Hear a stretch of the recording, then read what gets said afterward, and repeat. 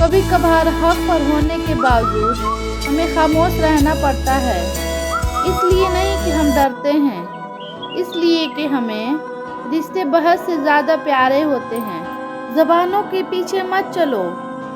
कोई तुम्हें ऐसी कहानी नहीं सुनाएगा जिसमें वो खुद गद्दार हो। हमारे लहजे की कड़वाहट हमेशा हमारी अकड़ नहीं होती, बल्कि हमारी ज़िंदगी में बर्दाश्त की हुई तलखियों का नतीजा होता है। दिल बुरा रखकर ज़बान का मीठा बनना मुझे नहीं आता।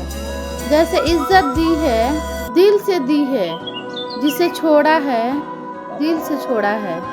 ज़रूरी नहीं कि कुछ गलत करने से दुख मिले, हद से ज़्यादा अच्छा होने की भी कीमत चुकानी पड़ती है। कुछ रिश्ते किराए के मकान की तरह होते हैं, उन्हें जितना मर्जी सजा लो, चमका लो, देखभाल कर लो, कभी अपने नहीं होते।